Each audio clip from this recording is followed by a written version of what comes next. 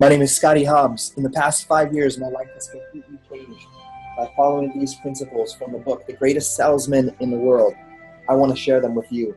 Listen carefully, follow the instructions, and your life will change. The scroll marked 1. Today I begin my new life. Today I shed my old skin, which hath too long suffered the bruises of failure and the wounds of mediocrity. Today I'm born anew, and my birthplace is a vineyard where the fruit is for all. Today I will pluck grapes of wisdom from the tallest and fullest vines in the vineyard. For these were planted by the wisest of my profession, who have come before me generation upon generation. Today I will savor the taste of grapes from these vines, and verily I will swallow the seed of success buried in each, and new life will sprout within me. The career I have chosen is laden with opportunity, yet it is fraught with heartbreak and despair in the bodies of those who have failed. Were they piled one atop another, would cast a shadow down upon all the pyramids of the earth. Yet I will not fail as the others.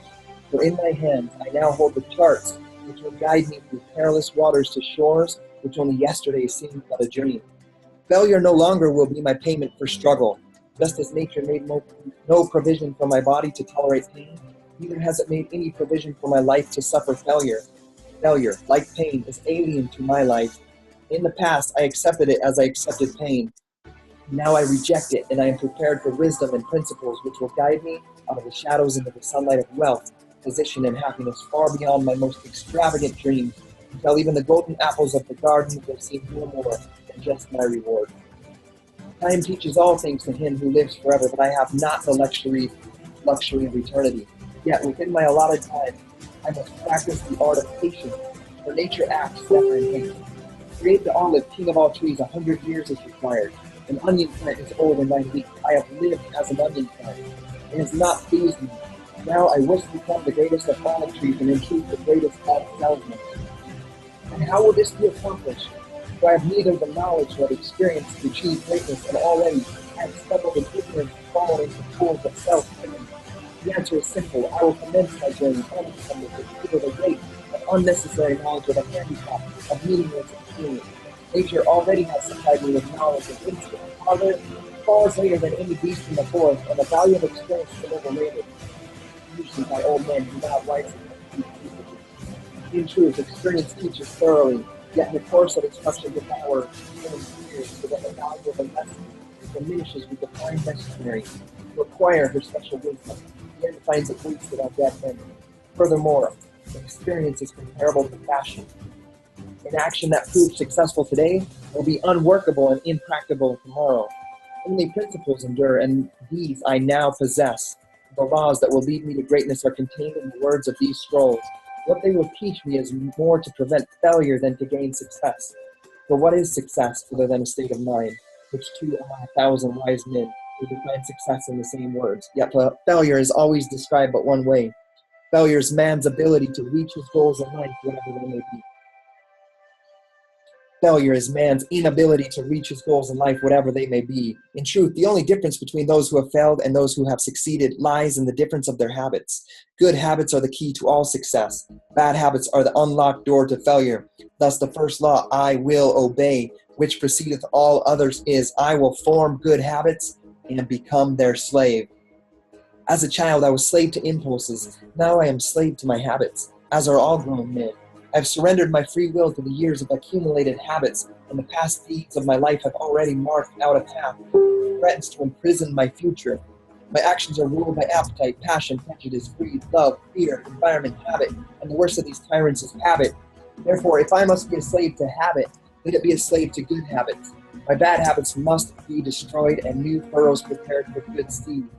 I will form good habits and become their slave. And how will I accomplish this difficult feat? Through these scrolls it will be done, for each scroll contains a principle that will drive a bad habit from my life and replace it with one which will bring me closer to success.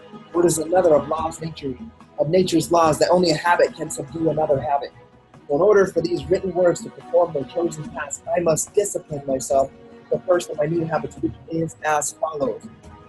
I will read each scroll for 30 days in this prescribed manner before I proceed to the next scroll.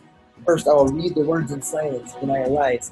Then I will read the words in silence after I've partaken of my midday meal. Last, I will read the words again just before I retire at day's end. And most important, on this occasion, I will read the words aloud. On the next day, I will repeat this procedure, and I will continue in like manner for 30 days. Then I will turn to the next scroll and repeat this procedure for the next 30 days. I will continue in this manner until I have lived each scroll for 30 days, and my reading has become habit. And what will be accomplished with this habit? Herein lies the hidden secret of all man's accomplishments. As I repeat the words daily, they will soon become a part of my active mind. But more important, they will also seep into my other mind, that mysterious source which never sleeps, which creates my dreams and often makes me act in ways I do not comprehend. As the words of these scrolls are consumed by my mysterious mind, I will begin to awake each morning with vitality I have never known before. My vigor will increase, my enthusiasm will rise, my desire to meet the world will overcome every fear I once knew at sunrise, and I will be happier than I ever believed it possible to be in this world of strife and sorrow. Eventually I'll find myself reacting to all situations with contentment, as if as I was commanded in the scrolls to react, and soon these actions and reactions will become easy to perform, for any act with practice becomes easy. Thus, a new and good habit is born, for when an act becomes easy through constant repetition, it becomes a pleasure to perform. And if it is as a pleasure to perform, it is man's nature to perform it often. When I perform it often, it becomes a habit, and I become its slave. And since it is a good habit, this is my will. Today I begin my new life. And I make a solemn oath to myself that nothing will retard my new life's growth. I will lose not a day from these readings, for that day cannot be retrieved, nor can I substitute another for it.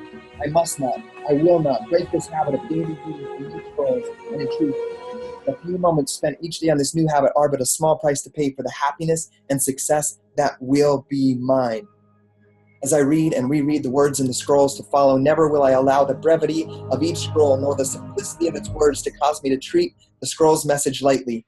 Thousands of grapes are pressed to fill one jar with wine, and the grape skin and pulp are tossed to the birds.